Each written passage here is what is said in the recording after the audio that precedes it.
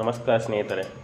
ಯೌವನದಲ್ಲಿ ಮಧುರ ಧನಿಗೆ ಮೋಹಕ ನೋಟಕ್ಕೆ ಎಷ್ಟೋ ಸಲ ಪ್ರೀತಿ ಹುಟ್ಟುತ್ತದೆ.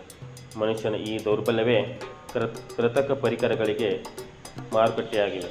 ಪ್ರೇಮಿಗಳು, ಮನ್ಮಥರು, ದೇವದಾಸರನ್ನು ಆಧಾರಿತ ಡೇಟಿಂಗ್ ಹುಟ್ಟುಹಾಕುತ್ತಿವೆ. ಸ್ನೇಹಿತರೆ, ಈ ಕಾಲದ ಈ ವ್ಯಾಲೆಂಟೈನ್ಸ್ ಡೇ ಎಂದು ಕಲಿಯುವುದು ಸಾಕಷ್ಟಿದೆ. ಗೆಳೆಯರೆ, ಗಂಟೆಗಟ್ಟಲೆ ಕನ್ನಡಿ ಮುಂದೆ ನಿಂತು ಅಲಂಕಾರ ಮಾಡಿಕೊಂಡು ಗೊಂಬೆಯಂತೆ ರೆಡಿಯಾಗಿ ಕಾಲೇಜಿಗೆ ಹೋಗಿ ಕುಳಿತಿದ್ದ ಹುಡುಗಿಗೆ ಯಾರಾದರೂ ಪ್ರಪೋಸ್ ಮಾಡ್ತಾರೆ ಅಂತ. ನಿಜ ಮಿತ್ರರೇ, ಪ್ರೀತಿ ಎನ್ನುವುದು ಮೊದಲಿನಂತೆ ಎಲ್ಲೋ ಮುಖದ ಭೇಟಿಯಾದಾಗ ಹುಟ್ಟುತ್ತಿಲ್ಲ. ಡಿಜಿಟಲ್ ಪರದೆಯ ಮೇಲೆ ಇನ್ಸ್ಟಂಟ್ ಆಗಿ ಹರಡುತ್ತಿದೆ. ಗೆಳೆಯರೇ, ಪ್ರೀತಿಗೆ ವರ್ಷಗಳವರೆಗೆ ಕಾಯಬೇಕಾಗಿಲ್ಲ, ನಿಮಿಷಗಳಲ್ಲಿ ಆಮಿಷದಂತೆ ಹರಡುತ್ತಿದೆ. Beautiful face of sex attraction and smart handsome body builder boy in sex attraction and money is all settlement in sex attraction. ಸ್ನೇಹಿತರೆ, ನನಗೆ ಕಾಡಿದ ಆತಂಕದ ಸಂಗತಿ ಏನೆಂದರೆ, ಸಾಕಷ್ಟು ಯುವಕ ಯುವತಿಯರು ಇಂದು ನಾಳೆ ಡೇಟಿಂಗ್ ಆ್ಯಪ್ ವೆಬ್ಸೈಟ್ಗಳಿಗೆ ಗಾಳವಾಗಿದ್ದಾರೆ, ದಾಸರಾಗಿದ್ದಾರೆ. ಮಿತ್ರರೇ, ಇಲ್ಲಿನ ಮಾದಕ ರೂಪದ ಮಧುರ ಧನಿಗಳ ಹಿಂದೆ ನೈಜ ಸಂಗಾತಿಗಳಿದ್ದಾವೆ.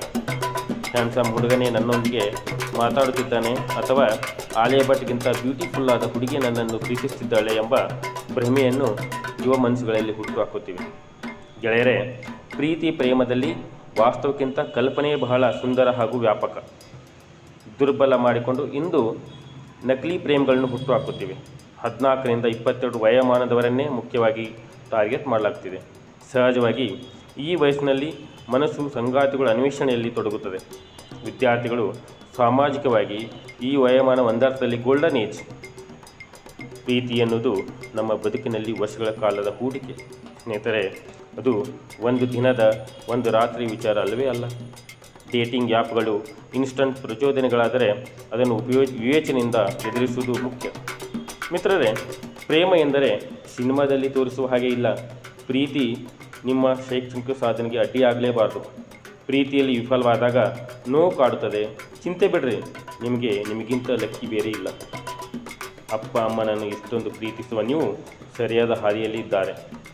1-2 ಮೀಟರ್ ಮಾತ್ರವೇ ದಾರಿ ತಪ್ಪಿರ್ಬೋದು ಅಷ್ಟೇ. ಗೆಳತಿಯರೇ, ನಿಮ್ಮ ದಾರಿಗೆ ನೀವು ಬನ್ನಿ.